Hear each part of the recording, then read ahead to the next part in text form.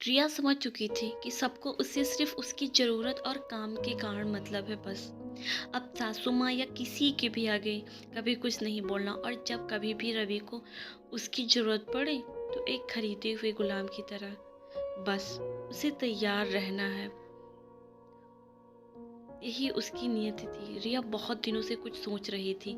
एक दिन हिम्मत करके रिया रवि से बोली, क्यों ना हम एक बच्चा गोद ले लें किसी अनाथालय से। यह सुनकर रवि आग बबूला सा हो गया और चिल्ला के बोला, बस यही कमी रह गई है अब। पहले ही सब लोग तुम्हारा मजाक उड़ा रहे हैं और फिर मेरा भी उड़ाएंगे। यही चाहती हो ना तुम, कि मुझे भी सब नपुंसक समझे? भला मुझ में क्या कमी है? तुम जानती हो कमी तुम्हारे अंदर है। और अगर बच्चा गोद लिया तो सब समझेंगे मुझ में कमी है।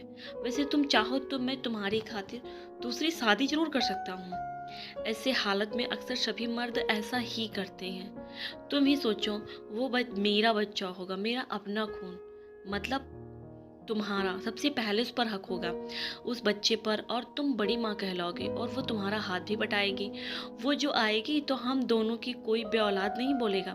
तुम्हारी इज्जत भी ज़्यादा बढ़ जाएगी समाज के आगे कि तुमने इस घर के लिए अपने वजूद की कुर्बानी दी। और माँ जो हर वक्त तुम्हें बोलती रहती है वो भी खुश हो जाएंगी। उन्हें तो मौसी से बात भी कर रखी है। सच मानो मैं बिल्कुल भी नहीं चाहता वो। तो माँ ने कहा तो तुमसे पूछ रहा हूँ। मुझे भी बुरा लगता है जब कोई तुम्हें कुछ कहता है।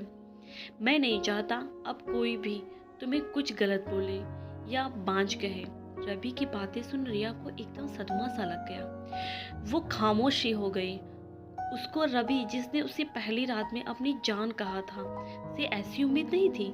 रिया को रवि की बातों ने अंदर तक तोड़ दिया था। आज रिया सचमुच बिल्कुल हार चुकी थी। एक रवि के कारण ही वो सब हंसते हुए सह रही थी, पर आज तो जैसे उसके सीने पर रवि ने अपनी बातों से खंजर ही चुभो दिया था।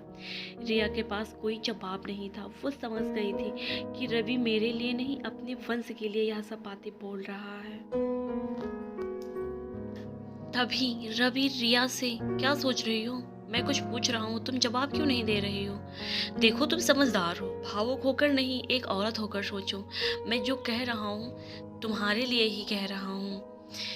रिया रवि की बातें सुनकर अब अपने आप को रोक नहीं पाई और बरबरा सी चिल्ला उठी, अब बस करो आप। और कितना मुझे मारोगे अपनी बातों से? अंदर ही अंदर मेरी रूह तक आप लोगों ने जख्मी कर दिया। लहूलुहान हो चुकी है मेरी आत्मा भी। अब सुना सुना कर मजबूर कर दिया आज मुझे। मेरी भी एक हद है सुनने और सहने की। रवि, जितना मैं चुप रही और सब सहती रही, आप सब उतना ही मुझे ताने मारते और परेशान करते रहे। मैं आज तक यहाँ तक बढ़ गई कि आप दूसरी शादी करने की सोच रहे हैं। और तो और सासू माँ ने बात भी कर रखी है। यही था आपका प्यार? कहाँ गया वो पहली रात का वादा और वो प्यार का इजहार? मैं पूछती हूँ, क्या है अपराध मेरा? यही ना कि मैं माँ नहीं बन सकती। मेरा क्या कसूर है इसमें? जानबूझकर तो मैं बांझ नहीं हूँ। मुझे आपने बोला माँ के आगे तुम कभी भी एक शब्द नहीं बोलोगी। ठीक वही तो किया मैंने, और इसके बदले मुझे क्या मिला? तिरस्कार और बांझ सुनना। उनसे उन्होंने तो मुझे एक नौकर से भी गया गुजरा समझ लिया है।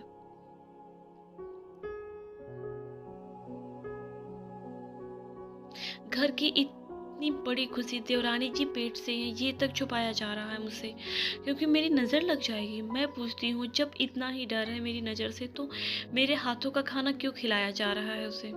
क्या पता मैं कुछ डाल दूँ खाने में, ये नहीं सोचा किसी ने। और आपको तो ना सिर्फ मेरे बदन से हल्दी प्याज की बदबू आती है। सारा सारा दिन सबकी फरमाइशें पूरी करती हूँ। मुझे पता भी नहीं चलता कब सुबह से रात हो जाती है। भारी गर्मी में छोटी सी रसोई में पसीने से लथपथ लगातार काम करती हूँ। तो बदबू नहीं तो क्या खुशबू आएगी मुझसे?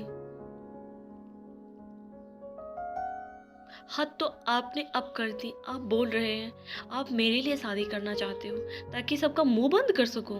मैं पूछती हूँ, अगर इतनी ही परवाह है मेरी, तो जब ये बात उठी तब क्यों नहीं सबका मुंह बंद किया?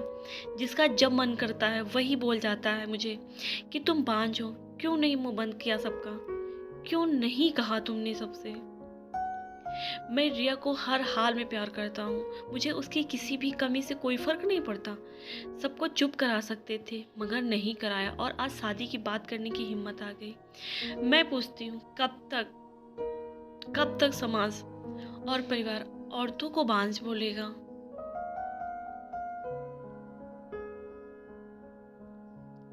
रिया रोते रोते बोलती जा रही थी, मानो अंदर से कोई ज्वालामुखी फूट सा गया हो। औरत ही क्यों बांझ होती है? हमारे समाज की समझ ही बांझ होती है। बजाय इसके कि किसी की शारीरिक अक्षमता और उसका साथ दिया जाए, उसको संभाला जाए। हमारा संकीर्ण मानसिक से भरपूर समाज न केवल उससे किनारा ही करता है, अपितु प्रताड़ित भी करता है, शाब्दिक और दैहिक दोनों रूप से। क्यों रवि, औरत ही क्यों बांझ है? वैसे ये बात मैं सबसे पूछना चाहती हूँ, हमेशा औरत ही क्यों बांझ होती है? क्यों एक बच्चा इतना मायने रखता है? हर किसी के लिए बच्चा जरूरी, मैं ये नहीं कहती हूँ, मगर जिसको नहीं होता उसको गलत नजरों से क्यों देखते हैं? क्यों समाज ऐसा करता है? कहानी कैसी लगी हमें फीडबैक में बताएं। आपकी